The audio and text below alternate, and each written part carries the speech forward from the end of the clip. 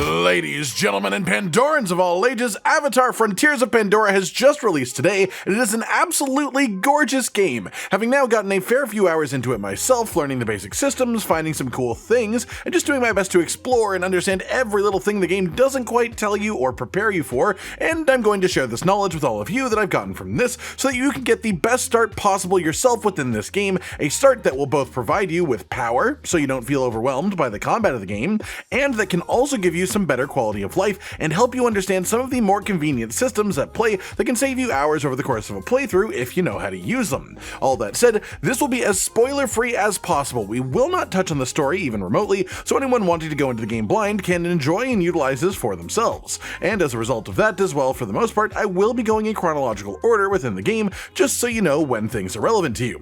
Some of my tips are more for understanding the greater mechanics and concepts, but some of them are far more specific to certain points in your journey, very specific places. The exception to going in this order then is something that I know everyone wants to know, especially those who are already playing the game. When do you get your Ikran, your flying mount companion? Well, put simply, this is sort of when the game unlocks and opens up. Gaining access to flight makes your travel speed significantly faster, and it also just lets you have easy access to areas that would otherwise be incredibly hard to reach on foot, and so realistically you do want to get to this as soon as possible. That said, the bond between a navi and an Ikran is something extremely special, and so you don't just get it right out of the gate. You don't find it randomly in the wild by exploring. It is a part of the main story itself. When you gain access to it will be around 3 to 4 hours into your gameplay experience, with the assumption that most people will do some side activities and exploration, but mostly just stick to the main story. That said, the main story quests do branch out a bit, so if you do want to do the ones to rush to unlock specifically flying as a mechanic, you do want to stick to the main story quests about the Hunter once you get those, to say what to do without any real spoilers. Outside of that then, let's round back to earlier in your gameplay experience. One of the very first things that you do in this game is create your character. The creator is relatively minimal, but don't spend too much time here because you can change your appearance from any time in any hub in the game. You will unlock some more customization throughout gameplay as well that you can apply there. Early on in the first set of quests, you will be given a bow and asked to craft some arrows using nearby plants. This is when you first learn about your sensibility that highlights important things nearby. The quest completes the second that you pick up any one of this plant, but because this is a tutorial area, it is absolutely chock full of these plants. There are like 20 of them around you, and so I highly recommend picking up every single one in the area, as these are the arrow crafting material. And a good way to make your first hour or two of the game a lot simpler is to just grab all of these right here, where they spawn much higher density than they do anywhere else, so you just don't have to worry about farming arrows for a good while. On a similar note, always craft new arrows between fights. The last thing that you want to do is accidentally walk into a massive encounter and have to stop to craft in the middle of it because you didn't prepare. When exploring the world, there are various kinds of wildlife, and some of it is quite aggressive, but you can actually use that to your advantage. Sometimes patrolling humans will come across aggressive animals, and you could just jump in and kill them, but 9 times out of 10, afterwards the wildlife will still be pissed and come over and just smack you for trying to help them. So the smart thing to do is just sort of let the wildlife do as much damage as possible, maybe snipe the humans from a distance with your bow, but let the animals actually hold their attention, essentially. Similarly, some plants have unique interactions when struck, such as plants that emit electrical energy or ones that explode when damaged too, and you can fire arrows at these from a distance to trigger these effects in combat for devastating results. As you progress the story, you will eventually reach the first hub. It is a pretty obvious location, so I won't give too many details, but when you first get there for the first time, there are 2 things that you want to do immediately. The first is inside of the base. Using your navi senses, you can see every highlighted location in the base, and you want to run to all of these and interact with them. Some of them are crafting stations that are important for you to find and come to grips with and actually see for the first time, but the majority of them are just containers that you can open up that have free stuff for you. Free clothes that are better than the stuff you're wearing, free supplies, so just run around, pick all that stuff up, it's all useful. One of the highlighted items that you'll come across then is the crafting bench, and the only real recipe that you have early on is actually a decent power bump for this stage of the game, which is an upgraded longbow, better than the one that you start with. The recipe is simple, all you need to make it is a branch, any branch. So let's talk about how to actually find one, because you can't just like walk up to any tree and punch one and get a branch. This isn't Minecraft. From the crafting table, you can pin a resource, so pin the branch. If you then open your hunting guide, you can click on the pinned resource and it will tell you what plant it comes from. That page will have information on where to find the plant and the ideal harvest conditions of the actual material. But if you then also pin the plant itself, it will make it easier to find when you're actually out in the world, as if you just run right outside of the base itself and use your senses immediately, you will see some highlighted pink finding trees very close by. Walk up to one and harvest a branch from them, and you can then make your brand new bow, no problem. This is a good time to talk about the crafting mechanic as well. Every material has different grades of quality represented by color. You get better materials from harvesting under correct conditions, but also for the really larger upgrades in quality for the materials,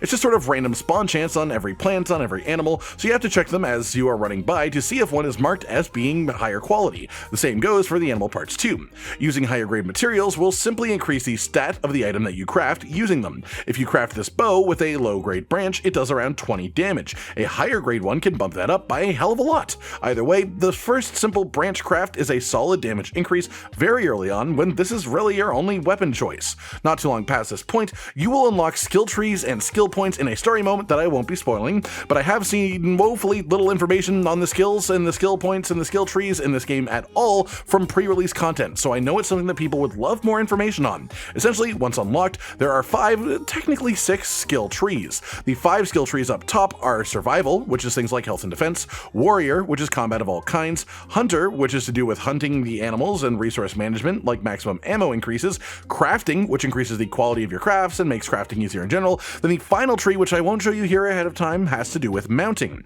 Then you have the section at the bottom, and this is ancestor skills. For the most part, you control when you unlock which skill by choosing when to spend your skill points, and you gain skill points from all kinds of different activities, from combat, from quests, from exploration. All of that will give you these skill points you can spend in those skill trees, but those cannot be spent on ancestor skills as they are a more special thing. Instead, for these skills, you need to find and interact with special flowers at specific locations around the map. At first, you can only see the first layer of these, the first 5, until you collect all of these bonuses. From the moment that you unlock the skill tree, you can actually set waypoints for every one of these first ancestor skill plants on your map instantly. You know where they are just in your head, and you can go to them if you want to right away.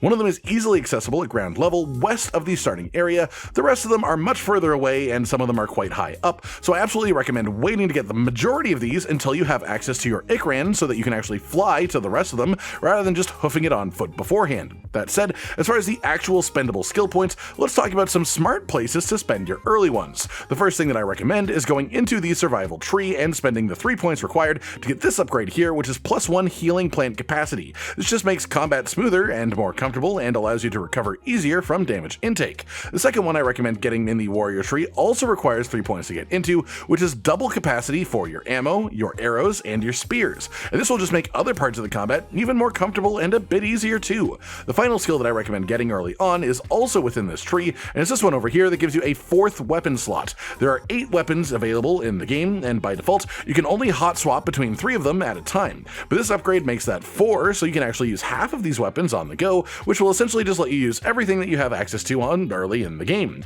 Past that, this is a mechanic that you may come across relatively early on, but the game doesn't shove it in your face by any means, and it's important. If you use your navi senses and there is a little semicircle arc that pops up, try and center that until it turns into a ring. Once it is a ring, it means it is pointing you in the direction of an object of notable importance, a piece of nature of notable importance to you. And the vast majority of the time, what that will bring you to are these plants called bellsprigs. These are specific plants that you can touch to gain a permanent maximum health increase. So whenever you see this effect on your screen, it is absolutely worth investigating and stopping by to have a look for sure so that you can actually get these upgrades. Then finally today, a more specific tip to actually unlock 2 quite strong weapons. As you progress through the story, again, no spoilers, you will reach the second hub of the game, which is a very large tree. Inside of here, you will be introduced to various vendors who will give you items as you gain reputation with their clan, but there is a tab at the top of these vendors that will say designs. When interacting with a vendor, most of them will have full-on items they will sell you for various requirements, but if you look at the designs, there are often things that you can pick up for free,